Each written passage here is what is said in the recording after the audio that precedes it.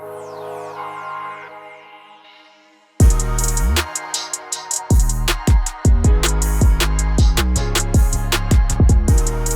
Jordan. What's up, Michael? How we doing? I got to give the listeners a little story. Okay. Last Friday morning, I'm at my usual spot, undisclosed location, but I'm there every Friday and some other days of the week as well. And I get a call from the great Michael Vacanti. And you had just gotten back to Minnesota very recently from your trip. And I'm like, what's up, dude? And you're like, oh, nothing, just in the car. And I was like, what are you doing? You on your way to work out? You're like, yeah, I'm on my way to work out. Maybe pick up a bagel or something. And I'm in my like favorite coffee shop that also sells bagels. And I was like, oh, nice. I've never heard Mike say he's just gonna go get a bagel. And then I was like, oh, nice, where are you? And I hear you like get out of your car and you're walking and I was like, what are you doing? And then I look through the window and there walks in Mike Vacanti into my favorite coffee shop that I'm at just in Dallas, Texas. Surprised me out of nowhere. Had a great surprise. That was awesome, dude. Pulled off a real surprise. Huge surprise. Got to hang out with the family for a little bit. That was great, man. Yeah, that was a lot of fun. Gary was down in Dallas for a few days. I said, hey, this is a perfect opportunity. And yeah, man, it was fun hanging with the girls. It was fun having you at Gary's workout on Saturday. Yeah, that was good. Yeah. You shocked me, brother. You shocked me. It was a great trip, great surprise. It was super fun to see you. As you were saying, it's odd because we talk so frequently that it doesn't feel different. Yeah, I was like, when was the last time I saw you in person? Because it feels like I saw you, 3 days ago. It was like a year ago almost. Yeah. It was March. Yeah. March, yeah. But I'll be seeing you in person in almost exactly 1 month. Big mentorship trip. Yeah. In the great state of Minnesota. Yeah. Oh, yeah.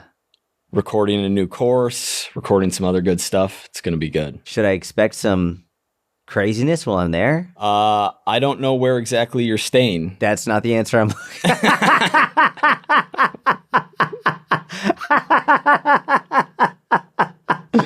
Oh, the fact that that's your response.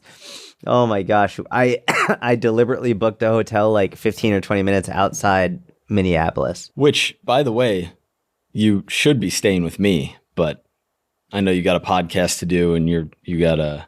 I have Mitch is coming too as well. Yeah, Mitch. Yeah, I'm not going to be like, hey, can my videographer stay with you as well? That'd be he could. Mitch is great. Imposition. Yeah, Mitch is great, but I'm not going to be like, hey. That's not an imposition. Yeah. I'm offended you didn't impose. I'm an introvert, Michael. I need my own space. Hey, I can relate to that. I understand. Trust me. If anyone understands, I understand. Yeah, that was a fun Texas trip. No, it'll be good. We're filming some new mentorship courses. Got some mentorship stuff planned in a month, which is great. Yeah, I'm excited. The hot seats are going well in the mentorship. It's nice. We've done it intermittently over the last couple of years, but this year, 2026, we're stepping it up. So more frequently, where people in the mentorship members they have the opportunity to essentially submit, whether it's their sales page on their website or their social media or whatever it is, and we can do a hot seat on that one individual. We used to do things where like we would have these challenges, which we still have, but we would pick like a winner from the challenge, and that winner would then get a one-on-one call with us. But we realized that more people in the mentorship benefit if we essentially do that live for everybody. Yeah. And so that's what we've been doing, and it's really cool to see everyone's responses and reactions to get like the live one-on-one feedback in the live calls. Yeah. I can't remember if we talked about this specifically on the podcast or not, but people were pumped about the mock sales call. Yeah, that was great. That was awesome. And just so everyone knows, whether you're in the mentorship or not, all of the calls are recorded. So if you can't make it live, you get and once you join the mentorship, you can go through all of them. So we just did a mock sales call where everyone was like, "Holy shit!" That was like an unexpected in my eyes, like it's one of those things where like for you numbers make sense. For me, that just makes sense. So to see everyone's response, wow, that was super helpful was great. Yeah. Jordan crushed it on the feedback on the mock sales call. It was very like you reading Dale Carnegie and being like, how is this not common knowledge? Yeah, exactly. Yeah, man, I'm pumped. We're going to have a good Q&A today. I think another hot seat next week. We have one question for the podcast today. Oh, nice. Before we dive into S tier to F tier back exercises, which is going to be fun. Oh, man. Yeah. That's going to be a good one. Yeah, we got a nice list here. Question from Georgie. Georgie in the mentorship. Let's go. She said that this might be a good podcast question she was curious about. Hey guys, thanks for all your podcasts. I learned so much. Question for the pod. Hoping I'm not the only one in these shoes. So my personal Facebook page was started many years ago, and I have 1.3K followers on it. I started my business Facebook a year ago, and I just haven't gotten the followers there regardless of what I do. Only like 300. Should I continue to maintain both? Should I put my biz name on my private page? It's there as a subtitle, but as the main title, and delete the biz page. My Instagram is new also without many followers. Just wondering how to deal with this and if it's important to have both and figure out a way to grow the business page. Would really appreciate it. And your thoughts on this, Georgie. Great question. Georgie, you're not alone. This is a super common question. And many people struggle with this. I see many people doing what I think are making the wrong decisions on this front. I will say it's very normal, especially in 2026, for business pages to be much more difficult to grow. If you had started your business page in 2010, 2011, 2012, that would have been prime time. Like that's when they were the ability for a business page to grow was at its peak. You're getting not only your audience seeing your post, but a lot of new audience seeing your post. And then when they became your audience, they were very likely to see what you were saying. Now it's very difficult to get anybody, including the people who follow you, to see your stuff. So typically your personal page will have far more engagement than your business page, especially because the people who already follow you, who you're connected with, are more likely to see it. With that being said, I don't think it makes sense to delete your business page. I think it makes sense to have it. And what I would do is I would just cross-post. So if you post something on your personal page, I would also put it on your business page. I wouldn't like collab posts. Like I wouldn't collab with your personal page, your business page. I would post them separately, 2 organic posts separately, one on your personal, one on your business. With the business one, it's mainly because you never know what's going to pop. You have no idea. The number of times I've seen this is pretty wild. You just have no clue. Oftentimes, the posts that you think are going to absolutely dominate just bomb. They just do terribly. Mm-hmm. And the post that you're like, this is so obvious, this is so stupid, why am I saying this? Sometimes those will be the ones that get you thousands and thousands of followers and new clients. So everything you post, I would post it on both pages. And I don't think there's a need for you to encourage people to go follow your business page. You don't have to be like, hey, follow me here, because you're going to be posting the same thing anyway. The business page, I would say, is mainly for people who might potentially find your business page who likely wouldn't find your personal page. And yeah, I would just cross-post. Don't delete it. Just this is the long game. It's sort of, I'm trying to think of a good analogy off the top of my head, but it would be like, should I focus on protein or calories? Both. Just do both. Just sit down, get ready for the long haul, and hit your protein, hit your calories almost every single day for years and years and years. Post on your personal page, post on your business page every day, or almost every day for years and years and years. Are you staggering the content when you're cross-posting? Meaning, are you posting them both on the same day? Yeah, just whatever's easiest. Like, if I'm already on my personal page posting, I'll just switch accounts and go to my business and post it and done. Perfect. Yeah. Back exercises. I'm ready, bro. Number 1, conventional deadlift. As a back exercise? Mm-hmm. Okay, so this is so controversial. I remember... even nowadays, I still get people being like, should I put deadlifts on my back day or my leg day? Mm-hmm. it's a leg exercise. Mm-hmm. It's not, I mean, yes, it works your back, but it is a leg exercise. So at conventional deadlifts as a back exercise, I'm giving it a C. I'm going B for nostalgia and ability to load and non-back benefits to the move, which probably shouldn't weigh in on my ranking. C just feels low for a conventional deadlift. It is. It's just like, it's low. Yeah. If you asked me for a leg exercise, it'd be like, yeah, like this is or an At least a athletic B, if performance not an A. exercise, I'd Yeah. give it an A, if not potentially an S. Mm-hmm. But for back specifically, I'm giving it a C. Yeah. I mean, you're loading the back heavy, but you're not taking anything through a range. It's almost all isometric, and it's not a great way to grow your back. Although, when you go anecdotal and you look at some of these famous bodybuilders who built crazy physiques and swear by deadlifts for their Yeah, back. but they're also rowing super heavy, T-bar Yeah, rows, lat of pull course, down, you of know. course, absolutely. But if you ask them, they would say it was deadlifts that did it. Yeah. Sort of like the professional football player who's like, this is like, they're really good at football, but they're not a great coach type thing. Yeah, yeah. If you said snatch grip RDL or snatch grip deadlift, I would definitely, it would probably be closer Bump to it a up B, if slightly. not an A. Yeah. Yeah. Even still, probably, Probably B. yeah, caps at a B. Barbell bent over row. Oh, man. That's a great one. Now I'm fluctuating between A and S. I'm going to go A only just because the lack of stabilization can make it a little bit more difficult for people, more likely to use momentum. But classic, nostalgic, effective barbell bent over row, A for sure. You don't like the lack of stabilization for a nice little ISO on your erectors? Well, I love it, but for the erectors specifically. I get what you're saying. Like, Yeah. we're going to put a chest supported above Yeah. this because Yeah. you have more Yeah. stability. Yeah. I think A is a good spot for it. Agreed. You got, it's classic. It's nostalgic. Nothing wrong with a little momentum. Yeah, that's great. Rack pull. Oof.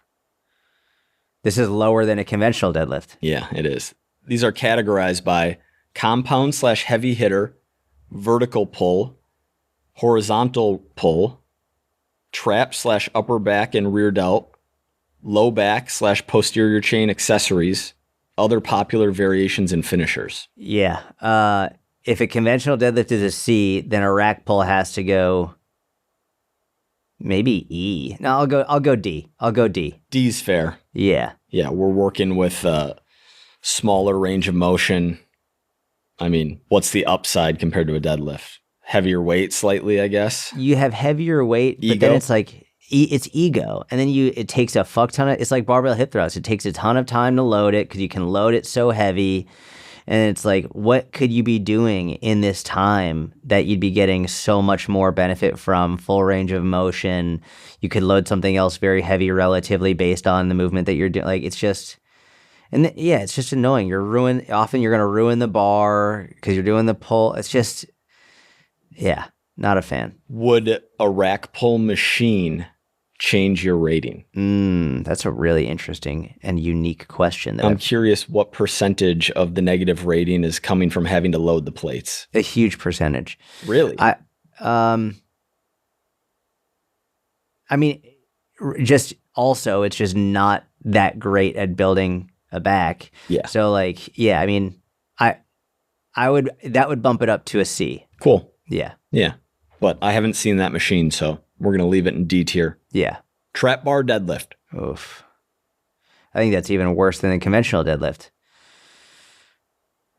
Just based on where you're holding the bar, it's actually less back and more just like passive structures hanging in your arm, right? It's like based on it, because with the deadlift, you're holding it in front of you, so your back really has to flex to make sure you don't bend over.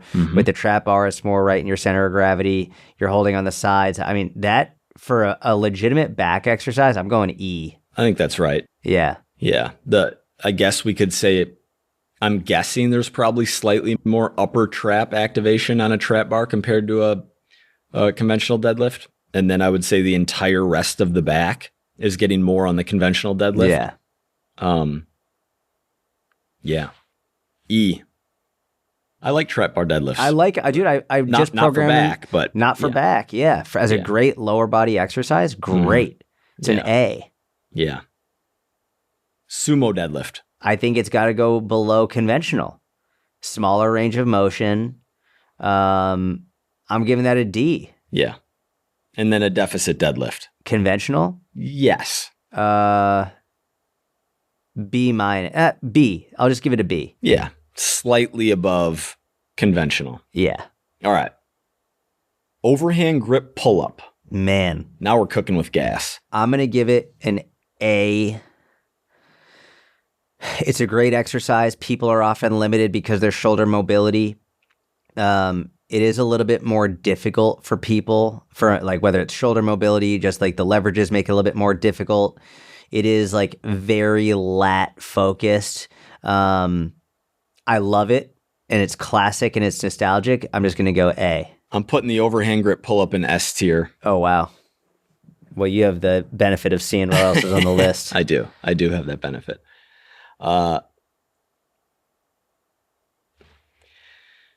Ability to load it, ability to use a machine and assist it, which is actually awesome. I think those are underrated, higher rep, like especially not just for beginners, but even for people who can do body weight reps for really practicing that squeeze and feeling your lats. Nostalgia. It's impressive, right? Being able to do more pull-ups. I'm going S tier. I think I'm going to be giving out S tiers pretty generously in this rating. Oh, you usually don't do that. No, I don't. Something about back, I'm feeling generous today. Chin up, underhand grip, chin up. This is S tier for me. Underhand grip is typically a little bit easier on the shoulders.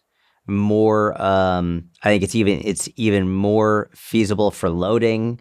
The range of motion is typically bigger. I love, and I would also do this. I don't know if neutral grip is on there as well, but like underhand grip, neutral grip, both get S tiers for me. Yeah, parallel grips on here too. Yeah. I'm with you.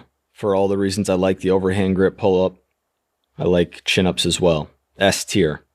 Weighted pull-up / chin-up. That shouldn't even be separate. Yeah, I mean, if you can do 8 chin-ups or 5 chin-ups, if you can do 5, just body weight, start loading it. And those are S tier. What are your favorite ways to load a pull-up or chin-up? Just one of those like old school weight belts with the chain that you loop through a plate. Yeah. That's, I think, the most comfortable. I agree. I'm a fan of that. If you don't have access to one, going dumbbell either between your feet at the ankles or bending your knees and going like kind of at the top of your calves behind your knees and crossing. Or bring a backpack and put plates in the backpack and then wear that. I've always found that really uncomfortable. It is. Oh. It's very uncomfortable. I thought that was just me being soft. But I found that the weight in my feet or knees or whatever is more uncomfortable. I'm assuming that when you just said if you can do 5 pull-ups, you can start weighting it. So I'm picturing the advice we're giving to someone with like a 5-pound dumbbell. Yeah. Once you start getting heavy, it becomes awkward and annoying and like, you got a 45-pound dumbbell between your ankles. You're expending too much effort trying to keep it there. At that point, definitely buy a belt off of Amazon for $20 and bring it to your gym. Exactly. Yeah. Neutral grip pull-up. S tier. S tier. That might be my favorite of the 3. Same. It is. Overhand grip lat pull down. I'm gonna adjust this to like a slightly leaning back. Right? So like if you're just completely vertical. Should we do both? Yeah. You want to do both? Yeah, sure. So we'll start off with, I'm going to give S tier to leaning. Like you're at like a 35-degree angle backwards. I'm giving that an S tier. I love that. You get the lats, you get the rhomboids, you get rear delts, you get full back. Like I love that. Are you at 35 degrees throughout the entire set? Or no, so as you come up, you come like fully upright, and then as you come back down, you go towards that like 35-degree angle. I like it. Yeah, and also nice because you get good shoulder mobility as well as you come back up. Also nice, some spinal decompression at the very top. You just sort of hang out there for a minute, decompress the spine. Yeah, it feels amazing. I'll do 30 to 45 second hold during my first 2 warm-up sets before I actually do the set. It just feels great. Oh my gosh, feels so good. Yeah. So I'll give S tier to that one, and then I'll give A tier to the just fully upright one. And it almost like, you almost can't do a lat pull down. Like intuitively, you're going to lean back slightly as you pull the bar down. I don't know, man. I see a lot of beginners like almost, how people with chin ups and pull ups, they like reach with their chin towards the bar. They'll often do that with a lat pull down, where like they think they have to be perfectly upright because the pictures on the machine are the images straight up and down. I think that the more you do it, the more intuitive it becomes. But early on, I see people really like jamming their shoulders in awkward positions to try and stay upright. Yeah. See, that's interesting. Yeah. Their line of pull, it's almost like your face is in the way.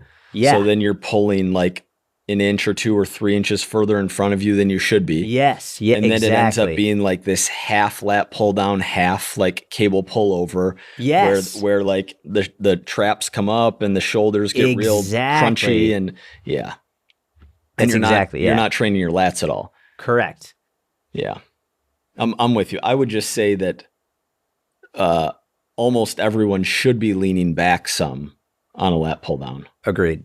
Close grip / V-bar lat pull down. Man, this is a big debate in the science-based world. Oh man, I missed this one. Tell me about this debate. The debate is that like the V grip it's like it's too close. Okay. So that's why they prefer having like certain handles that are a little bit longer so that you can get like a better line of pull. I love the V grip. Because if your shoulder width compared to V grip, shoulder width is going to more effectively target the lats. Is that there? Yeah. Okay. Yeah. All right. I don't care if it's the handles that are elongated or the V grip. I love all of them. I'm giving that an S tier. I think they're all great. It's an incredible exercise. That's an S tier. Yeah. I'm going S tier too. Nostalgia, get a little bit more of a biceps pump. You want to be doing all of these variations or most of these variations over the course of time. So like, we're not only doing this close parallel grip lat pull down and that's our only vertical pulling motion for the rest of our lives. Like if we work it in for a phase, even though it's quote suboptimal, what are we really losing? Mm-hmm. Especially if you enjoy it, if it feels good, if it's fun. Yeah. Give your joints a break from 8 weeks of the same pattern over and over again. Yeah. Neutral grip lat pull down. Okay, so this is, I assume, maybe with a wider bar. I assume that's what this is. That like wider bar with like the circular handle on the outside. Mm-hmm. I actually really love that one. Do you? I love that wide neutral grip. I really like it. Like that one wrecks my lats. I prefer that over just like the straight bar overhand. Okay. That one I just feel my lats way better. Dude, I'm giving that one an S tier. The nostalgia of that bar specifically, you've got that wide neutral grip with that circular end cap. Mm-hmm. That for me is an S tier lat pull down. Are there multiple variations of that bar where like some are just outside of shoulder width and some are even wider? I like the wider one. Cool. I like the really wide one. What percentage of the weight you would use on the V-bar lat pull down? Like how does your weight on the V-bar lat pull down compared to the wide neutral grip lat pull down? The close neutral grip, I'm way stronger. Mm-hmm. Like way strong. I mean, I don't have a percentage, but close neutral grip, just substantially. Yes, substantially. Which makes sense. The leverages are way better. I would say you're using more, like you have more bicep involvement with the close neutral grip, whereas far less. It's the same difference between like a wide grip chin up versus a close neutral grip chin up. It's you're going to have a stronger close grip chin up than you are wide grip typically. So yeah. Yeah. But even my overhand wide grip lat pull down compared to a shoulder width, those are closer for me than these two, like wide parallel grip versus narrow parallel grip. Wide parallel grip I've always found extremely difficult and probably done less of them for that reason. I'll go A tier on these, but not my favorite overhead pulling move. That's where I want to get that bar. You should get that bar. I should order that. I love that bar. Single arm lat pull down. Oh man, this, the reason I was like, maybe I'm not going to give it S tier was purely nostalgia. Like it's like not it lacks nostalgia. Yeah, it lacks nostalgia. Like the other exercises really have this emotional connection to them from when I was younger. Whereas the single arm lat pull down and all of its different variations, phenomenal exercise. I incorporate it almost every single month in some capacity. At least every other month, I'm doing some type of a single arm lat pull down, but it's almost like just one of the nerdy things that I'm like, yeah, this is really good, but I don't like have that nostalgia tied to it. I'm going to give it an A, even though I program it more than the other ones. I think that's logical. I think that makes a lot of sense. I have created my own nostalgia with this move since probably like 2022. I think this might be my favorite, partly out of laziness too, honestly. Like it's a little bit, anytime you're hitting single arm or single leg, you're doing twice the work. So yeah, it's slightly annoying on that front, but it's way less taxing on my CNS than like a weighted chin up or a weighted pull up. Oh yeah, for sure. I'm going to go S tier just because it feels so good and I like it. Oh yeah, great exercise. Like it's probably the move that feels best. It's probably the overhead pulling move that feels best on my shoulders. That makes total sense. Makes total sense. And then a straight arm pull down. A straight arm pull down. I'm assuming standing. Yeah, like I call these a standing pullover, but yeah, okay, that's exactly what I was thinking. I really like it. I prefer it when you're standing but like bent over, so you have a bigger range of motion. I know a lot of people do it standing straight up, but when you bend over at that like almost parallel to the ground with your torso, you get a much bigger range, shoulder mobility, just overall more lats. So I'm going to assume we're doing my favorite variation of it. Yes. Okay, for that, A. I like it. Yeah. It's also easier for people to learn that one than a dumbbell pullover or a barbell pullover.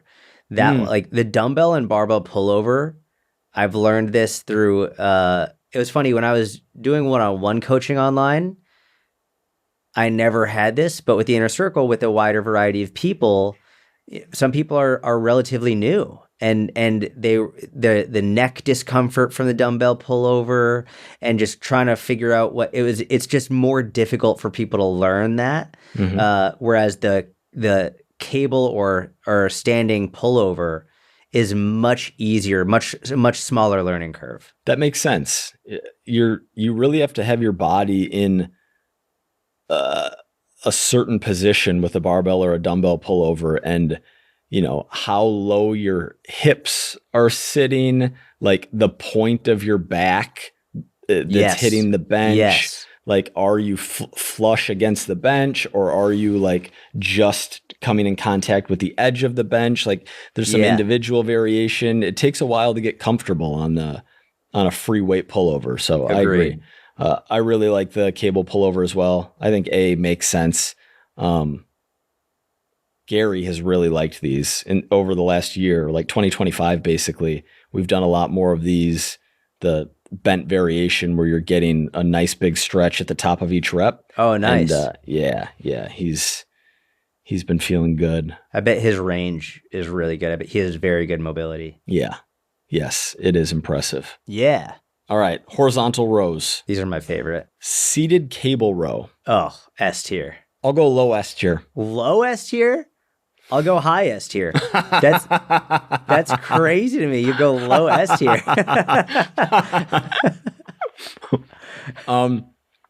Where would you have these above or below a chest supported dumbbell row? A specifically chest supported dumbbell row, I would have these higher. But if you ask me, like plate loaded chest supported row, plate loaded chest supported row, I would put that above. I would say plate loaded chest support row is higher than the seated cable row. Cool. Like one of those like T-bar machine type things. Mm-hmm. Yeah, that's arguably the greatest of all time. You also, like, if we're looking at someone who's trying to isolate more of the upper back compared to someone who's taking their lower back through a little bit of a range on this exercise, yeah, like you can do a lot with a seated cable row that you can't do with the horizontal rowing variations that have more stability. Agreed. You were doing these on Friday. Yeah, I do them all the time. It's a great move. I put it in S tier. Yeah, low S tier. I don't know what more you want from me, Jordan.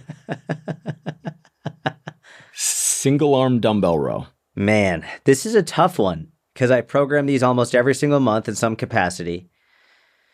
It's such a phenomenal, excuse me.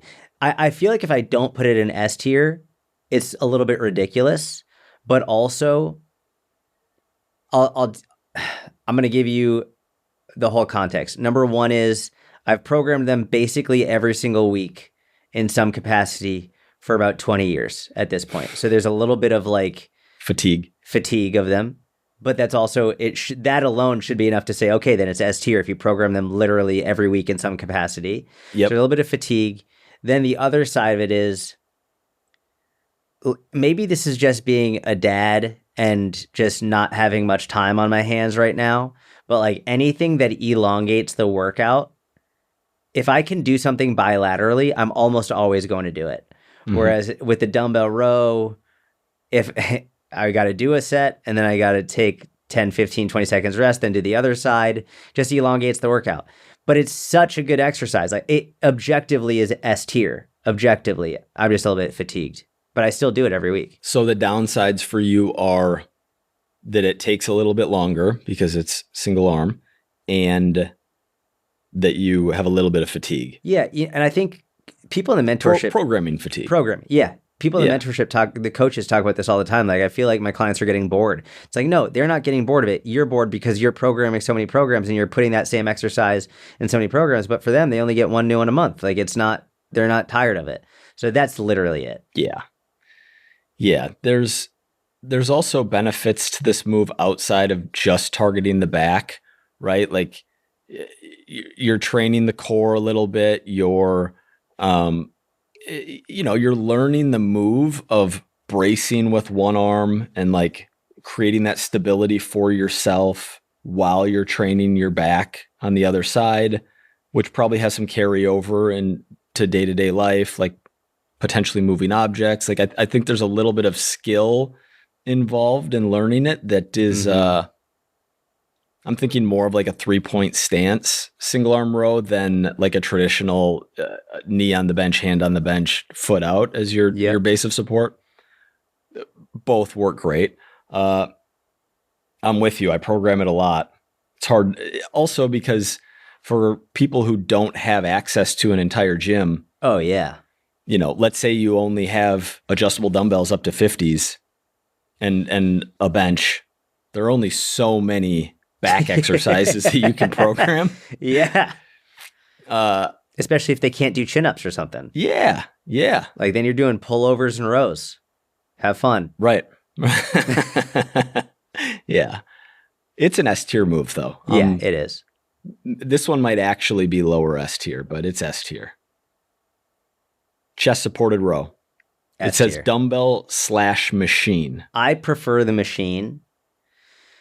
The machine, just the ergonomics of it are typically easier to use. When you get into bigger dumbbells, they'll start hitting the bench. Sometimes like the bench will be a little bit too close to the ground. The dumbbells start hitting the ground. And then depending on the bench, sometimes the way the bench angles, it's either too low or it's too high. And it's a little bit wonky. The machine typically has much better ergonomics, bigger range of motion. You don't have to worry about that. So I love both of them. I just prefer the machine chest supported row. When you say machine, are you talking plate loaded or cable? I was talking plate loaded. Cool. The cable machine's nice too. Yeah, agreed. The downside of that one is the pad on most of them is a little bit narrower. Yeah. And so when you go heavy, You feel like you're going to have a heart attack because I'm it's so just glad like, you said that. I feel that I think there are times when I got palpitations from it. yeah. Yeah. Yeah. I'm like, am I dying? What's going on here? It's funny. What you mentioned about the bench and the angle and the dumbbells knocking into it.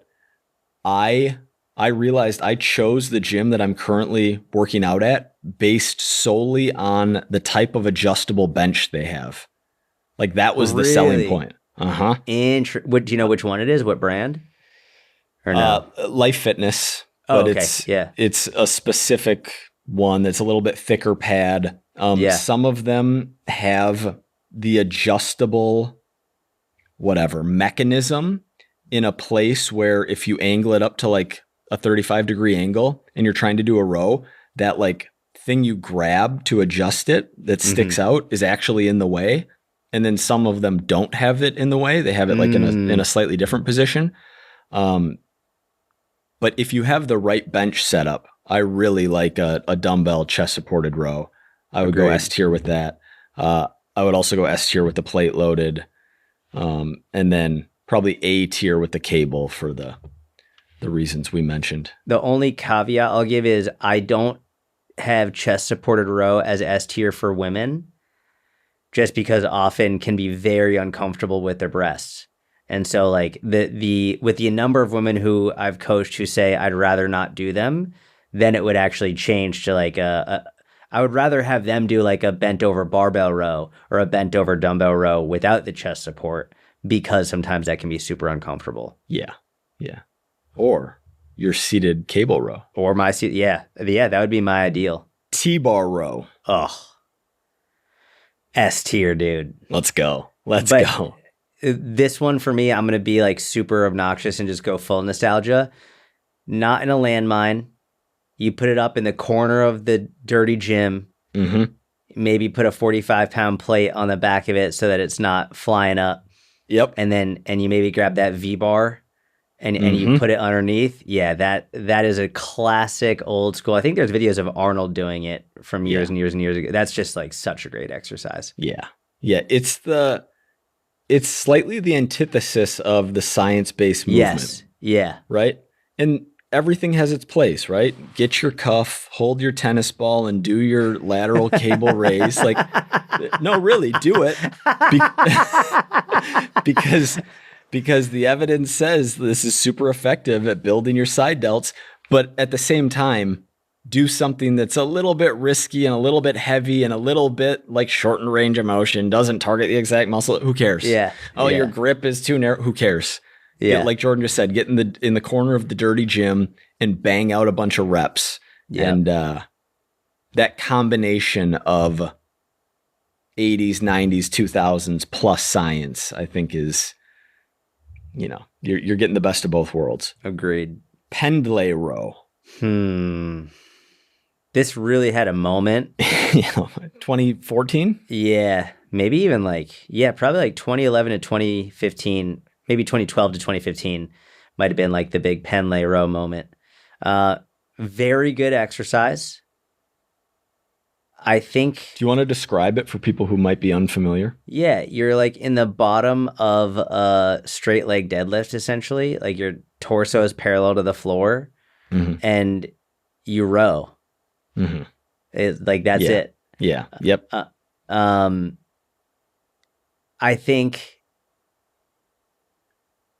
I don't think I've ever programmed it once for the inner circle. I may have had some lifters do it back in the day because that was a big exercise in the moment. And but there are just so many other I'm going to give it a B. I think that's fair. I would say B or C, and we'll be generous and go with B. It had its moment. Yeah. As much as I like the isometric low back strengthening from this position and bent rows, sometimes it's too much and slightly too risky for some people, where not only would I rather give them stability on one of these other movements that we've talked about, or do a traditional bent row, which, I mean, I guess depending on how you do it and how how vertical your upper body is going at the top of each rep, you're going to have a little bit shorter range of motion on a bent row compared to a Pendlay row, but that sacrifice is worth it for reduced injury risk, ability to go heavier. I had always done the Pendlay row, or the way I remember learning it was with more of a flared elbow and almost more rear delt-ish than a bent row. So you can definitely go heavier on a bent row. We'll go B tier. If you really think about it, a seated cable row is basically a Pendlay row, just with more stability and more stability. You know what I mean? More stability. It's way better in the sense you have 9 different grips. Yeah, so and more width control. And angles. And, yeah.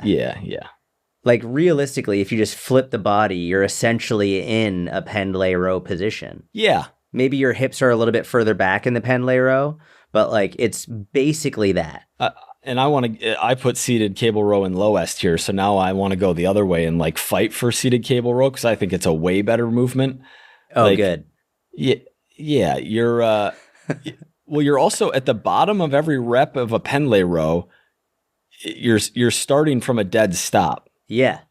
Whereas with a seated cable row, you're maintaining tension throughout usually, like depending on how you're doing it, but you're usually not like clanking it, pausing, and then letting it rip. Yeah. And that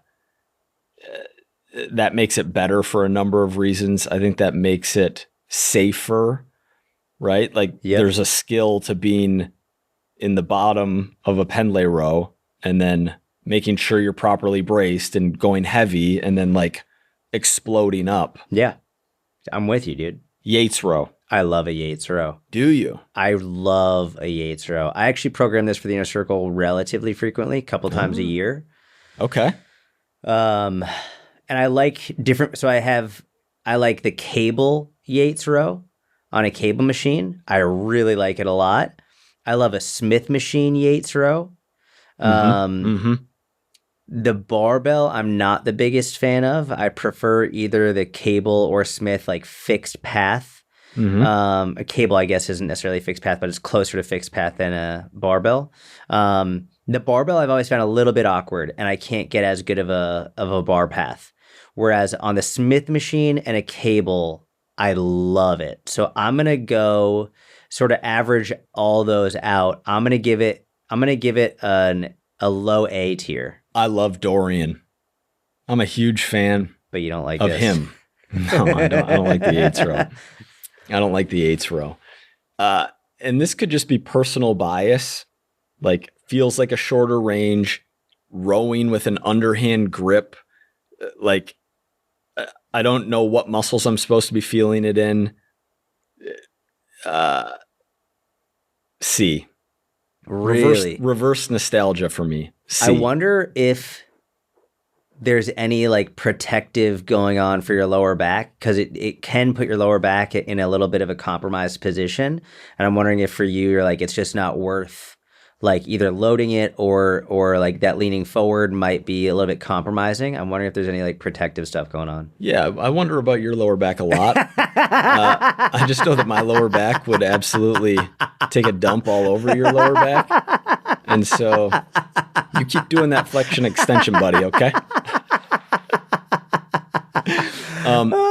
There are movements where, it's smart to be cautious if you have a injury history with certain things.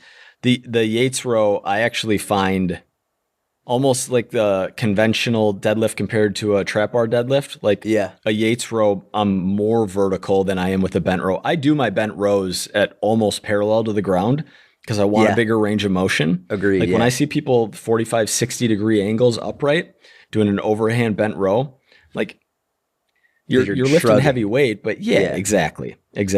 But with the Yates row, I feel like I'm always at 45 degrees. It might have something to do with like limb length relative to torso length. There's probably something at play there too. That makes sense. Yeah.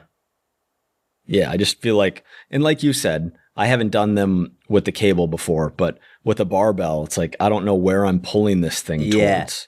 Try a cable or a Smith machine. Let me know what you think. All right, maybe. Meadows row. Oh man, what's the difference with a Meadows row? It's like a single arm row, but landmine. Oh, dude, I've never liked that, to be honest with you. And by the way, rest in peace to John Meadows. Yeah, like we're bumping it for that reason. Absolute.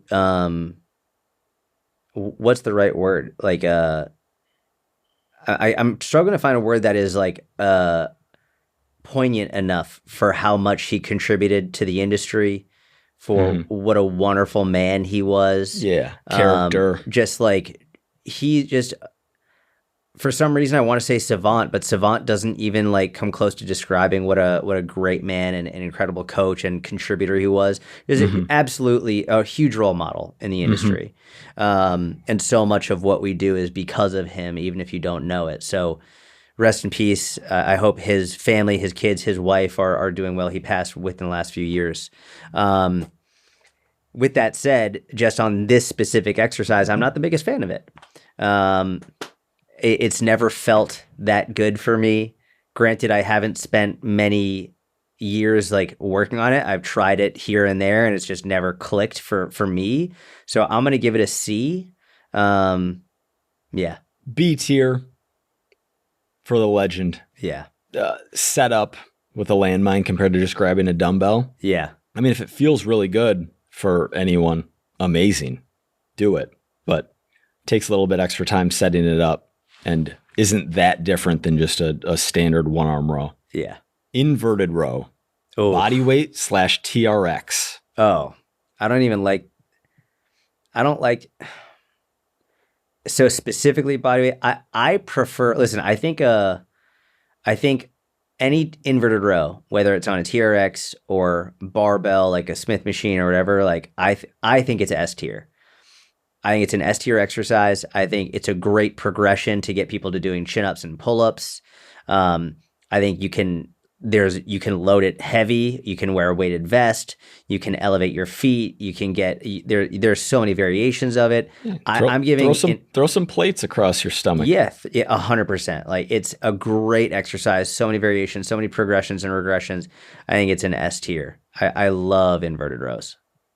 It's also, by the way, a lot of people struggle to get power-based exercises, plyometric-based exercises for their upper pull. For upper push, they can do plyo push-ups and med ball throws and all that. But upper pull, people really struggle. Speed plyo inverted rows are a great way. And you get some of that bone density and tendon ligament benefit in the wrist and elbows as well. So, which is very overlooked. So yeah, it's a killer exercise. I'm with you. I'm going S tier on this one.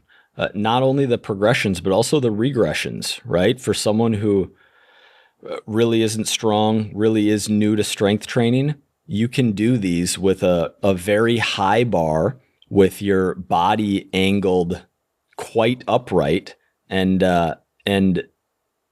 you have a measurable form of progress as you're lowering the Smith machine 1 knot every single week. Yep. The con of the plate loaded on a barbell, and I never do them on a fixed barbell. I just find the rotation of a barbell compared to the Smith machine here, it just feels more stable and better on a Smith machine. Agreed.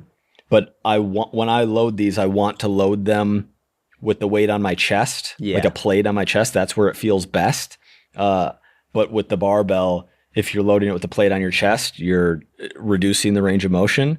So one of the benefits of the TRX is you don't run into that problem. It's a great point. Renegade row. If I could give worse than F tier, I would. Renegade row is among the worst of the worst of the worst exercises. What about as a finisher where you really want to get some good cardio in at the end of the workout, so you just do 5 straight minutes of renegade rows? Is that good for your cardio / back / shoulder health? That's makes me even more angry. F,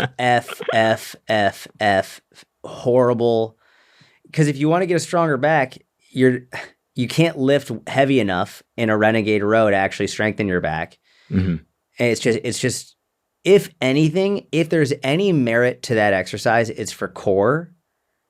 But even then, it's like there are so many better options. It's just, if there's anything that it might be good for, it's core, not back. That is the whole renegade row is like, I think that was like an early on in social media when people were like, hey, let's try and come up with cool looking exercises so we can get likes and clicks and views. I doubt that exercise existed before some form of social media. And then people were like, oh, let's do these combo exercises. And then they're like, see, it works your back and your abs. It's like, shut up. I hate that exercise. Yeah, we're on the same page. F tier. Croc row. Oh man, I love a croc row. A croc row is just a heavy dumbbell row and you're using the rack instead of a bench as your support? So croc it's row. a higher support? I don't think you need to use a rack or a higher support. Croc row is essentially like as heavy as you can possibly go for high repetitions, and it's okay to cheat.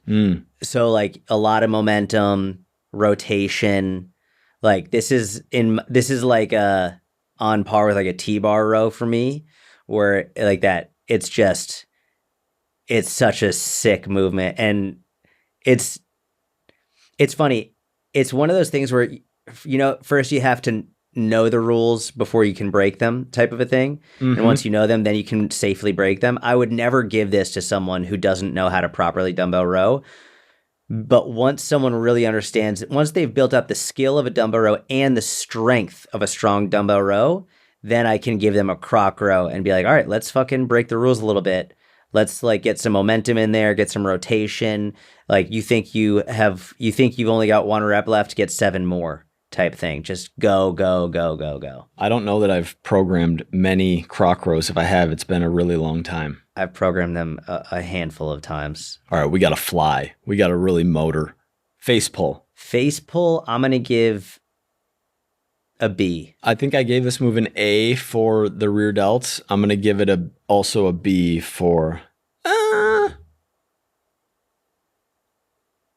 I'm giving it an A. Yeah.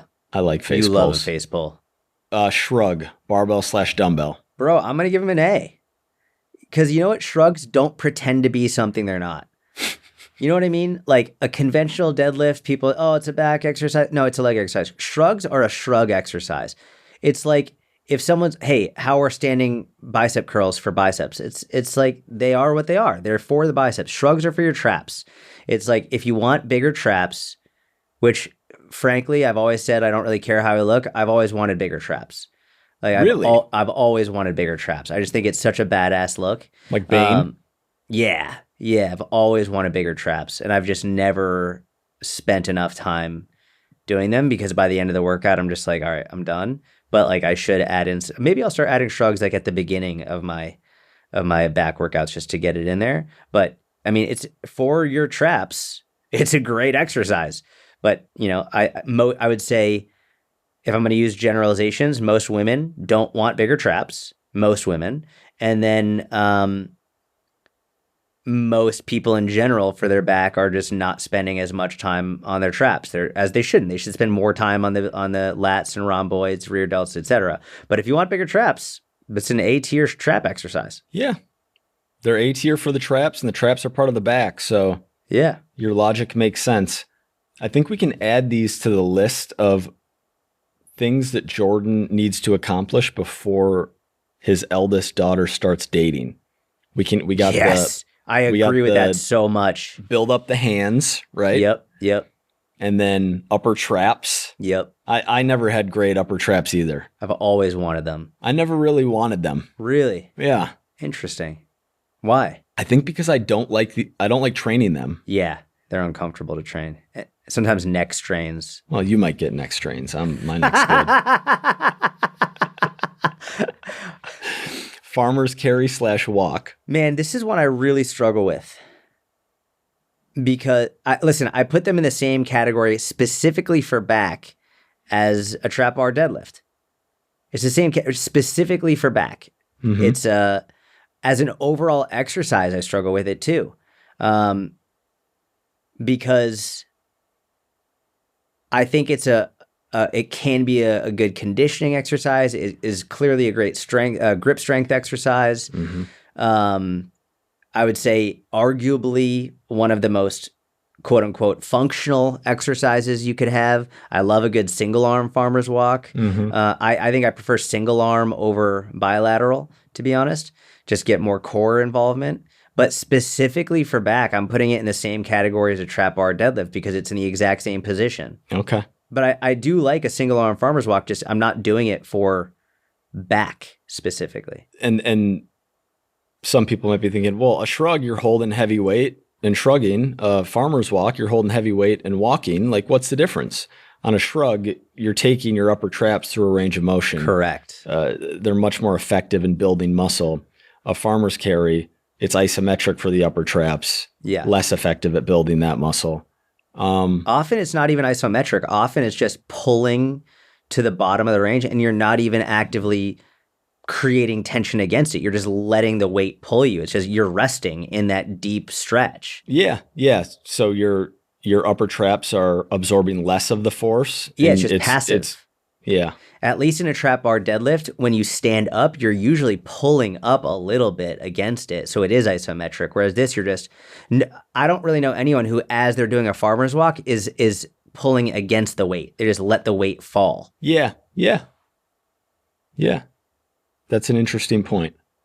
We got a mentorship Q&A in 7 minutes, so we got to continue to motor. Upright row. C. I'll go... It's between C and B. It's one of those.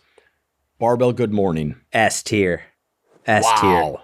Bro, I love a good morning. Jordan was waiting for the lower back. This one has nostalgia plus your current interest. Yeah, dude. Oh, man. Yeah, good mornings are primarily a hamstring exercise. Depending on how you do it, low back could really... Yeah. But hey... I'm an isometric lumbar guy. You're a full range lumbar guy. I think these are an A tier movement. You think B? I might think B, but I don't have time to like justify it, so I'm just conceding. That was very astute of you, though. Well done. You're good at reading humans. Back extension. S tier. Yeah. Yeah. The low back is part of the back, and yeah, these are S tier. Bodyweight Superman. A. The inability to progress past a certain point. Not inability. It's harder to progress past a certain point than some other exercises make me on the cusp of A and B, but I'll also go A. Kettlebell swing. For your back? Yeah. It's literally in the low back category. Ugh, that's a D. Yeah. That's a D tier back exercise. Like, amazing exercise. Love the swing. Love the swing. Not for your back. Yeah. We actually had a question about why kettlebell swings weren't listed on our glute exercises. And here's our answer. Because AI thinks that they're a low back exercise. So they didn't make the glute list. But here they are on the low back list. But they're certainly a better glute exercise than they are a low back exercise. I still wouldn't even say that, like, from a muscle growth perspective, I'm not programming. No. Yeah, but they are more glute than lower back. That's for sure. Yeah. Glute and hamstring. It's a dynamic deadlift. All right, now we're going to speed run. Dumbbell pullover. Ooh, A. Gorilla row. I don't even know what that is. The fuck is that? I don't know what that is. Single arm cable row. Ooh. A. A+. Band pull apart. B. Scapular pull-up / shrug. D. Yeah, I'm going D with that one. Just a scat pull-up? Not for building any kind of muscle. That's what we're talking about. We've done 11 of these episodes. Where's this guy been? I find... All right. We don't have time. It's 12:57. Yeah, not good for building muscle. Good for teaching certain shoulder blade movements that some people struggle with. Same with the band pull apart, Yeah. But you gave that a B. But I think band pull apart is better for rear delts and like you get more muscle involvement. Yeah. I do think that lowering the scaps is something that a lot of people really struggle with. And this is one way to help teach that. Yeah, agreed. All right. Thank you for listening. We got a fitness business mentorship Q&A we're about to jump on. We're hammering weekly episodes here. Please leave us a review. Spotify, 5-star. iTunes, wherever you're listening. 5-star review would be much appreciated. Help others find the show. And who knows what body part / exercise we're reviewing next week. We'll find out. See you next Tuesday. See ya.